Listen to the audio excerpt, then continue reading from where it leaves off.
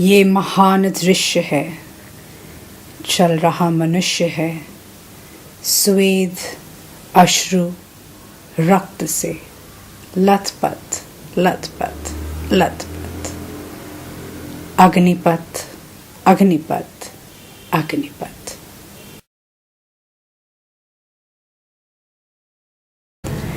Welcome to my show Talking Cinema, and this time I'd like to review the film Agneepath, the current box office hit.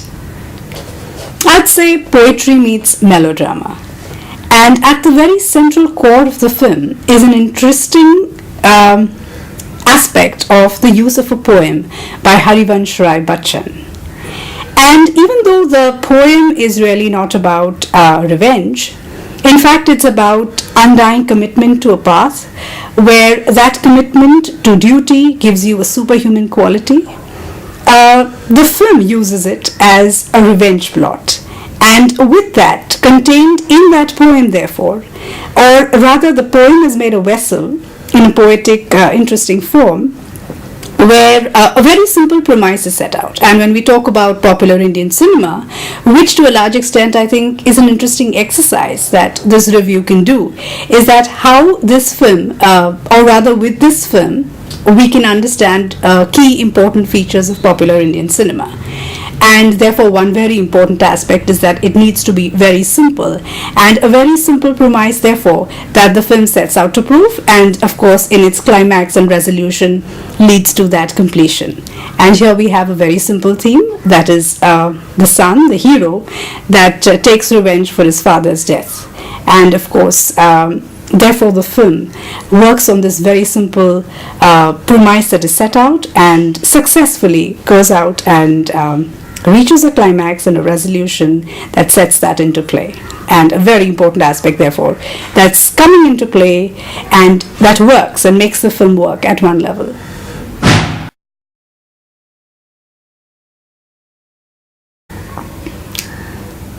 A very important ingredient of popular Indian cinema and of the film Agneepath is melodrama. And I would say that it starts off by its polarizing of the hero and the villain. You have it in the soundtrack, you have it in the background score, you have it in the set design, and at all levels therefore, of course, in the relationships and the emotional quality of the film. You have this heightened emotionality, you have this heightened display of elements that take place. And I think that again is quite an important or integral part of the success of popular Indian cinema and its sensibilities.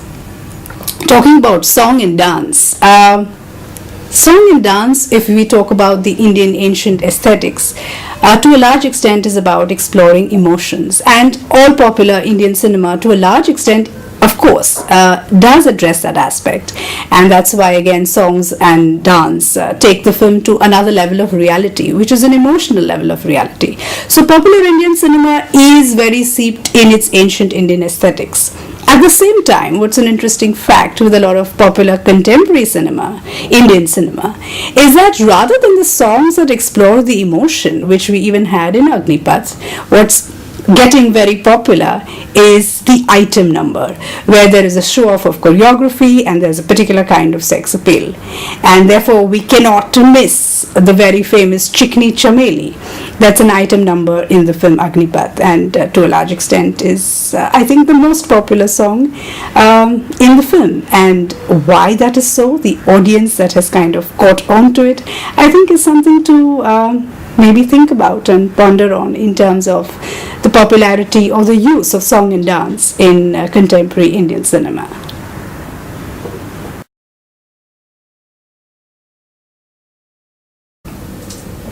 Taking a slightly feminist point of view, I'd like to talk about the introduction of the main female lead, that is of Priyanka Chopra in the film. We see her introduction with the hero Hrithik Roshan running past her and pulling her dupatta off her chest, tying it on his head, and going up to break the dahi handi, which is a very heroic deed. I wouldn't say this is a very interesting, important introduction for a self-respecting woman. And with that, in, of course, again, a role that, again, is not central to the film. It's a male-dominated film, and a male-dominated Indian film industry at that. And therefore, what does this really reflect? Maybe it was not put in with a kind of a conscious approach, but at one level it reflects, I think, something of the respect or modesty of a woman. If we want to look at it from a positive point of view, maybe we could say that now the director is wanting to be a little realistic, and the hero is somebody who was from his childhood brought up in the chawl of a brothel, and Priyanka, the actress herself, was, as a character, the daughter of a prostitute. So this was maybe a gesture that would go with the realism of the character, but maybe that's something that we need to think about or question. And is the rest of the film really connected to that realism? In fact, a lot of the portrayal of the prostitutes in the film, I think, are far less real and more romanticized, and really not concentrated on. But I think an interesting aspect.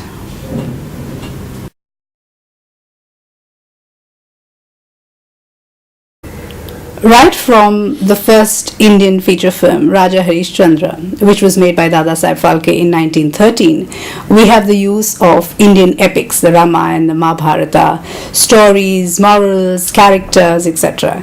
And I don't think this film is really devoid of that either. In fact, the whole film is made on an epic scale, and the character of Kancha, that is the main antagonist or the villain of the film, somewhere represents very strongly, very obviously, the character of Ravan.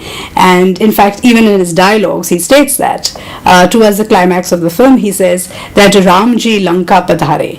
And therefore, the film is, besides being a very clear genre of a revenge plot, is also playing on the aspect of epics, or is playing on the aspect of good over evil, the victory of good over evil. And therefore this again is a lot of hidden persuaders for mass appeal in a very popular film. Talking about the villain, I did find a glimpse of evil in Sanjay Dutt, and his preparation for the role, he says, was shaving his head and doing a lot of muscle building, which I think for popular cinema, the glimpse of evil in his character, in his persona, that was available in the film was enough for me to suffice as a character playing that at epic scale.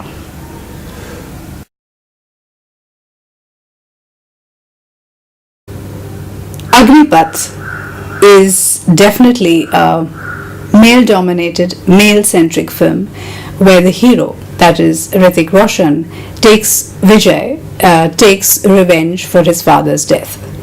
What I found missing in the casting of a hero like Hrithik Roshan for this role is the anger and the revenge in his eyes. Rather, I found a vulnerability, a weakness, which, for example, a character like Amitabh Bachchan really represented the angry young man, which was, I think, a casting that was required for this film.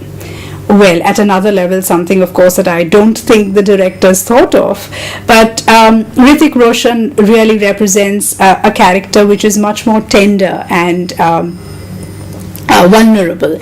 And I would, in fact, think that if in India we make Jesus Christ, then he perfectly fits the role.